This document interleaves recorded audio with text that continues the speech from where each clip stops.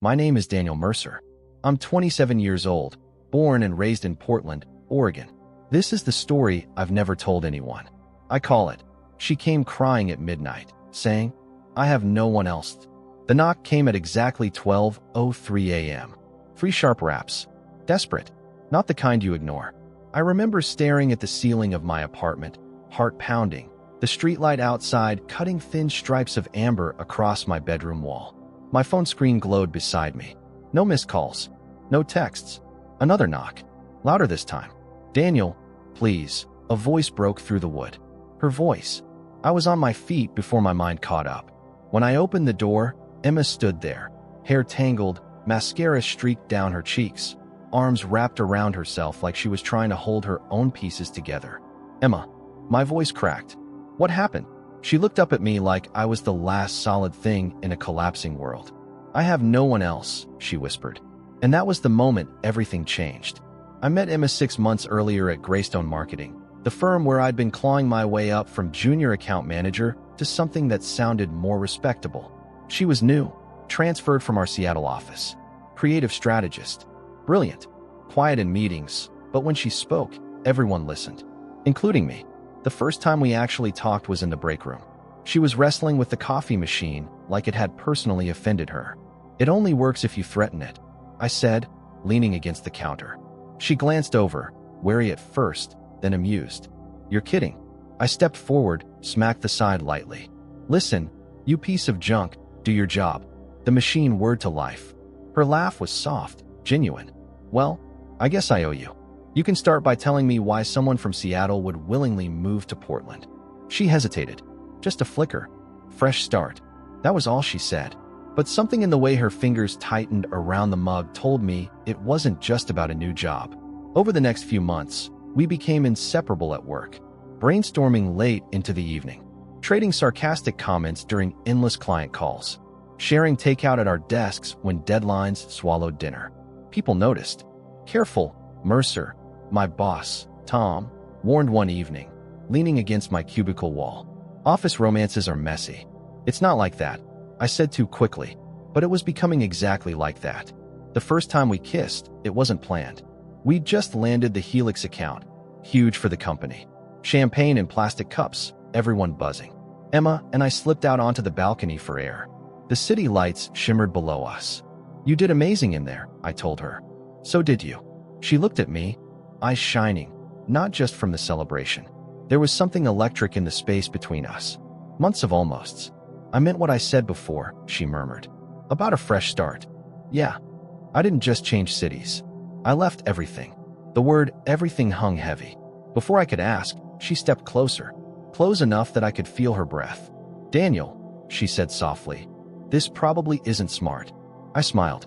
Since when have I been known for smart decisions? She kissed me then, urgent, like she'd been holding it back for too long.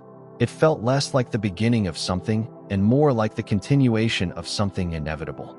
But love, real love, never grows in a vacuum. 2 weeks after that night, Tom called me into his office. I need you on the Adler pitch, he said, sliding a folder across his desk. That's Emma's project. Not anymore. I frowned. Why? He folded his hands. Conflict of interest. I felt heat crawl up my neck. We've been professional. It's not about what you've done. It's about perception. Perception. In an office built on image, that word could ruin you. Emma didn't take it well. They're sidelining me. She said that evening, pacing my living room. That pitch was mine. It's temporary, I insisted. We'll figure it out. She stopped pacing. You don't get it. I can't afford to look weak here. You're not weak. Her eyes flashed. You don't know what I left behind. There it was again. That shadow. Then tell me, I said gently. But she just shook her head. Not tonight. And then there was my family. My father had built his own construction company from nothing. To him, marketing wasn't a real job, and Emma, creative, independent, city-born Emma, wasn't what he pictured for his son. You've known her 6 months, he said over Sunday dinner. And she's already causing trouble at work? She's not causing trouble. He stabbed at his steak. You think with your heart, Danny. That's dangerous. My mother stayed quiet, but her eyes carried the same worry. Maybe they saw something I didn't. Or maybe they just didn't know her. Because I did. I knew the way she traced circles on my wrist when she couldn't sleep. The way she flinched at sudden loud noises. The way her phone sometimes lit up with a name she'd immediately decline. Noah. I asked once. Old friend, she said flatly. It's complicated. I let it go. Because love makes you brave and stupid in equal measure. So when she showed up at my door that night, shaking and broken, I didn't hesitate. I pulled her inside, locked the door. Talk to me, I said. She clutched my shirt like she was drowning. He found me. My stomach dropped. Who? Her voice trembled. Noah. The name felt different now. Heavier. He said if I didn't come back, he'd ruin me. Ruin my career. Tell everyone things that. She choked on the words. Daniel, I swear I didn't do what he's saying. What is he saying? That I stole from him. That I lied. That I. She covered her face. He's not stable. You don't know what he's capable of. A cold dread settled into my bones. Did he hurt you? I asked quietly. She shook her head. Not tonight. But he will. I felt anger rise like fire in my chest. I'll call the police. No. Her reaction was immediate. Panic-stricken. That will make it worse.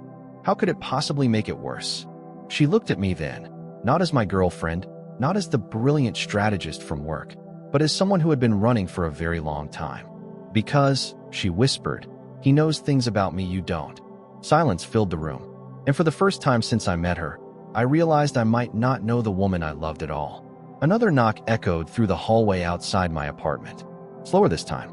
Deliberate. Emma's grip tightened on my arm. Daniel, she breathed. Don't open that door.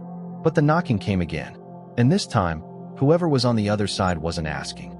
The knocking stopped. Not faded. Not trailed off. Stopped. That was worse. Emma's nails dug into my forearm. He does that, she whispered. He likes to make people wait. A surge of anger overrode my fear. Stay here. Daniel, don't. But I was already moving. I opened the door fast. The hallway was empty. Fluorescent lights buzzed overhead. The patterned carpet stretched in both directions. No footsteps. No elevator ding. Nothing. But taped to my door was a folded sheet of paper. My name written in block letters. I peeled it off slowly. Inside was a photo. Emma, sitting at a cafe table. Across from her, me. The angle was distant, taken from outside the window. A date stamped in the corner. 2 days ago. Beneath it, 3 words. He doesn't know. A chill worked its way down my spine. I closed the door and locked it carefully this time. Emma saw the paper in my hand and went pale. He's escalating. Escalating what? I snapped before I could stop myself. She flinched, and I hated myself instantly. I'm sorry, I said softer. I just need the truth. She stared at the floor. I met Noah when I was 21, she began. He was older, charismatic. Everyone loved him. He worked in finance, investments, startups. He told me I was brilliant, that I deserved more than my small-town life. I could picture it too easily. A younger version of her, hungry for recognition. We started dating. He moved fast, said we were soulmates, said he'd protect me. Her laugh was hollow. What he meant was control me. The pieces were beginning to shift. He handled my bank accounts, my apartment lease, even my phone plan. Her voice tightened. If I disagreed with him, he'd remind me how much I owed him. Owed him how? She met my eyes, and I saw the shame there. He invested money in a small design firm I wanted to start. It failed. I signed documents I didn't fully understand. When things collapsed, he said I was responsible for the losses. How much? 200,000. The number hit like a punch. That's insane, I said. You were 22. He says I manipulated him, that I promised returns, that I forged parts of the proposal. Did you? Her silence lasted a second too long. No, she said finally. But there was something fractured in the way she said it. I wanted to believe her. God, I wanted to. Why didn't you go to the police back then? He threatened to leak personal things. Photos, emails taken out of context. He said he'd destroy my career before it even started. And Seattle? I asked. I ran. Changed cities. Changed numbers. Thought he'd moved on. But he hadn't. The next morning at work, the air felt different. Conversations hushed when I walked past. A few people avoided eye contact. By noon, I was summoned to Tom's office. He didn't waste time.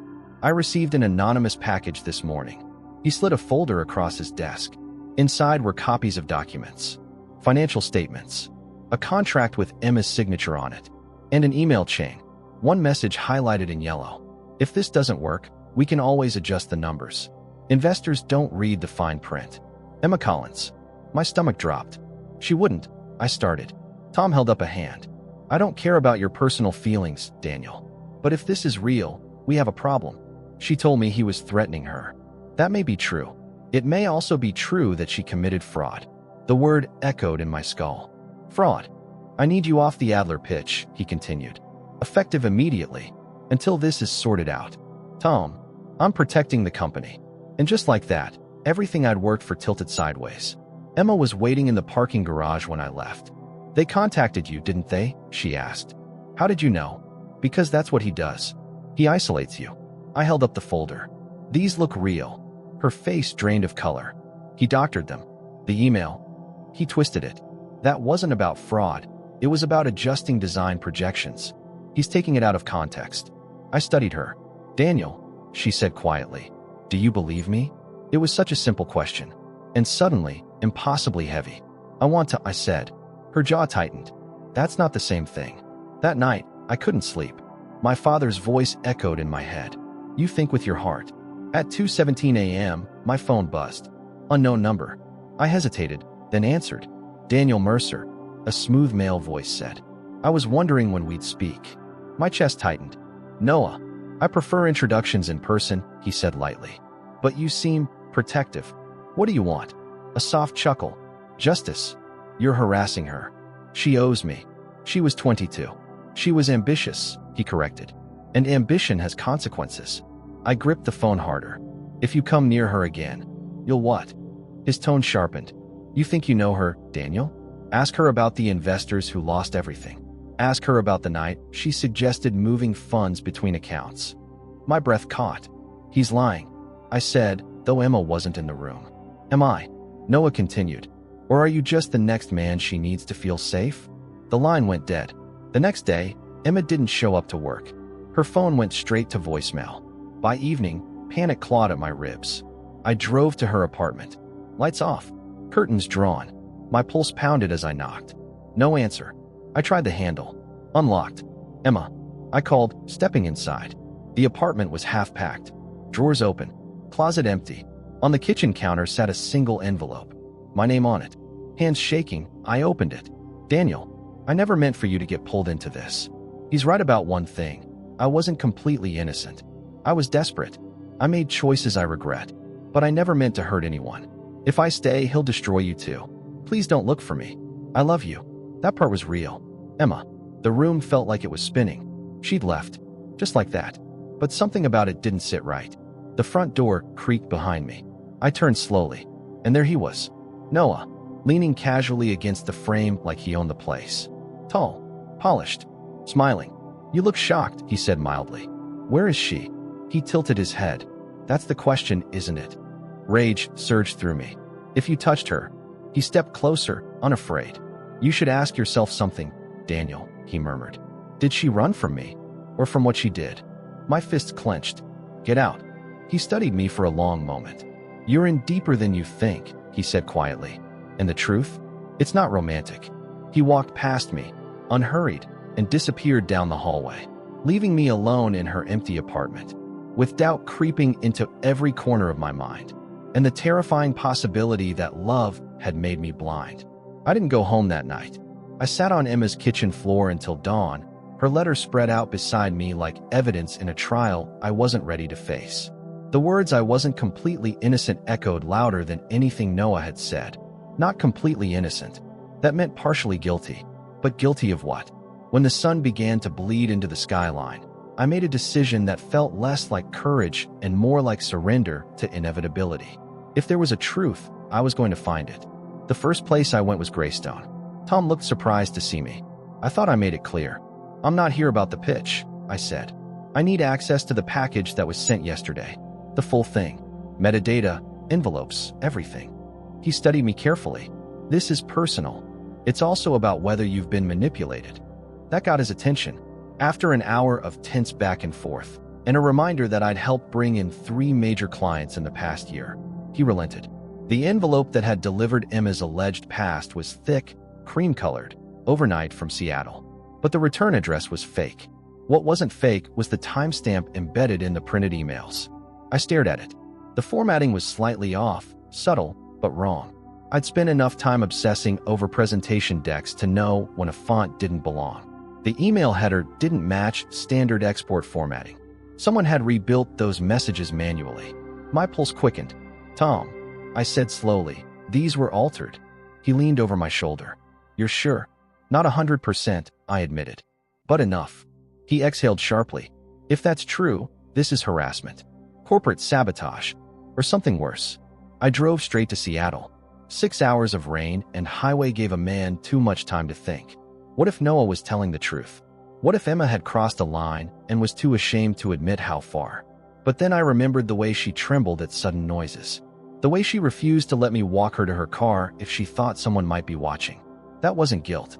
That was fear. I found Noah's firm through public records. A sleek office building downtown. Glass walls. Polished floors. He didn't look surprised when I walked into his office. "I was wondering how long it would take you," he said, steepling his fingers. "Where is she?" "Safe," he replied calmly. "From you, ironically." I stepped closer to his desk. "You forged those documents." He smiled faintly. "You can't prove that." "Maybe not yet." He studied me, and for the first time, I saw something shift behind his eyes. Not fear exactly, but calculation. "She came to me," he said finally. My heart slammed against my ribs. "What?" "She asked for help. Said she was tired of running. Tired of lying." "That's not true, isn't it?" He leaned back. "You think you were her hero? You were her distraction." The words hit harder than I expected. "She admitted she moved funds," he continued. "Not for herself. For the company. To buy time. She thought she could fix it before anyone noticed." I shook my head. "You're twisting it." "Am I?" His voice lowered. "Or are you afraid the woman you love isn't as fragile as you need her to be?" My fists clenched on the edge of his desk. "Take me to her." A long silence stretched between us. Then, unexpectedly, he laughed. "You really don't know, do you?" "Know what?" "She's not here because I brought her back." The air seemed to thin. "She turned herself in," he said. The words didn't register at first. "What?" "She went to the authorities yesterday morning. Brought documentation. Original files. Proved the investors' losses were a result of my creative accounting." His jaw tightened slightly. "She signed a statement admitting she shifted minor funds internally without authorization. A misdemeanor, not a felony." My world tilted. "She chose to face it," he finished. "Without you." I stepped back, the anger draining into something heavier. "Why?" I whispered. "Because," he said coolly, "she finally stopped running. I found her at a small legal aid office near the waterfront. She was sitting alone in a plastic chair, hands folded in her lap. When she saw me, her composure cracked. "You shouldn't be here," she said softly. "I went to Seattle for you," I replied. I deserved the truth. Tears welled in her eyes, but she didn't look away this time. "I moved money between accounts," she said. "Small amounts. I thought I could cover it before quarterly reviews. When the firm started collapsing, Noah redirected everything onto me. I was scared, so I let him." "You were 22. "I was arrogant," she corrected gently. "I thought I was smarter than the system. And now I'm done letting him define the story." I sat beside her. "You were going to leave without telling me," I said. "I didn't want you choosing me out of loyalty or pity. I choose you because I love you." She broke then, quiet sobs, not dramatic but raw. "I was so afraid," she whispered, "that if you knew everything, you'd look at me differently." "I do look at you differently," I said. Her face fell. "I see someone who made a mistake," I continued, "and decided to own it." Silence wrapped around us. "They'll charge me," she said. "It won't be prison, but it'll follow me." "Then we face it," I replied. "Together." She searched my face like she was looking for hesitation. There wasn't any. Noah was later investigated for financial misconduct. The altered documents traced back to his firm's internal servers. Greystone reinstated Emma after the charges were settled. Her honesty weighed heavier than her mistake.